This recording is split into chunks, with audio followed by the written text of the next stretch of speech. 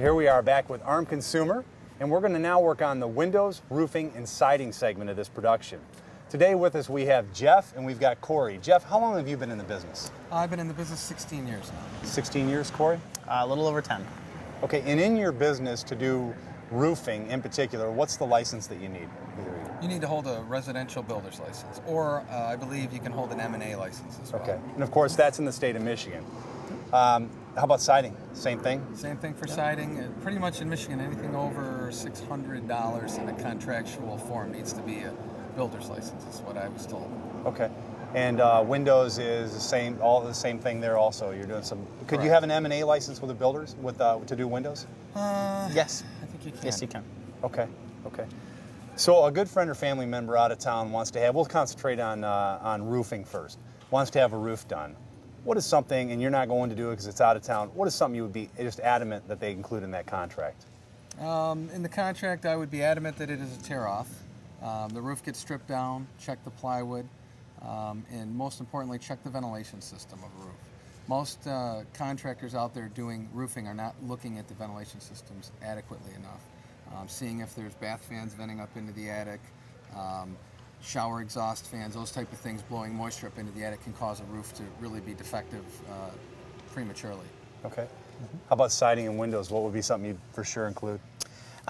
Windows, to make sure you got a good window, a good wood window. The different windows vary depending on the area. Sometimes you're going to get your money back out of them, sometimes you won't. It really depends. Siding, it just make sure you're not overspending to where you're at. I would say too, on a wood window, a clad exterior is probably something that would be money well spent rather than going with a wood. If it's a wood window, you want to get a clad exterior. Correct. Where, When you say clad, you mean vinyl or aluminum vinyl clad? and or aluminum clad. Okay. Do you guys have a preference on your own houses? Would you have vinyl or aluminum? I have vinyl in mine because I have an Anderson brand, which is a vinyl clad, and he has Pella in his, and those are aluminum clad. So Yeah. Okay. either or, they're both very good products. Okay. Have you ever had to go out and, we'll talk roofing now, have you ever had to go out from a roofing perspective and repair somebody else's work? Never. Never.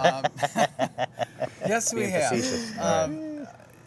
In most cases, it has to do with flashings, a lot of the leaks.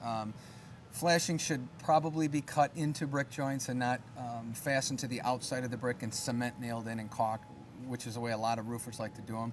So a lot of roofers would prefer to cement, nail, and caulk, and Correct. you're saying instead it should be what? There should be a grinder, a little die grinder that cuts a joint into the brick on the chimney, and then that metal is bent and slipped into that joint and Oh, caulked okay. in. So that Okay. joint is inside the brick joint. Yeah, because you know, normally when I see it, they got the flashing around and they tar it, and that's They about tar it and they put big cement nails in it, and And then a year later, it's peeled away and you got water going down.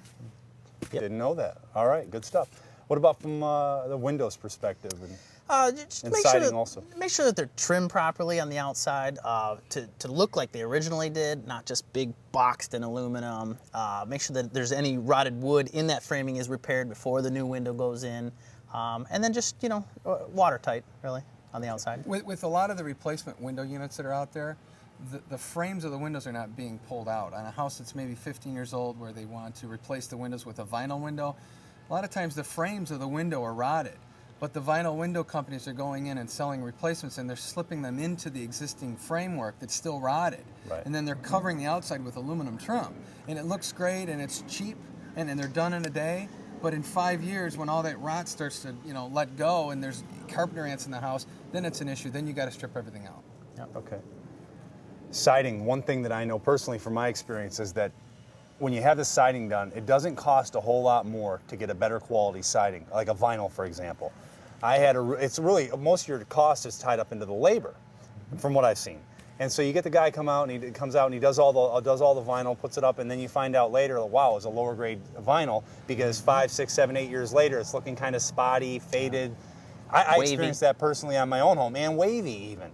And it just totally irks me because I think if he had only said something to me like, hey, for an extra $400, $500, I can improve the quality that I'm putting on.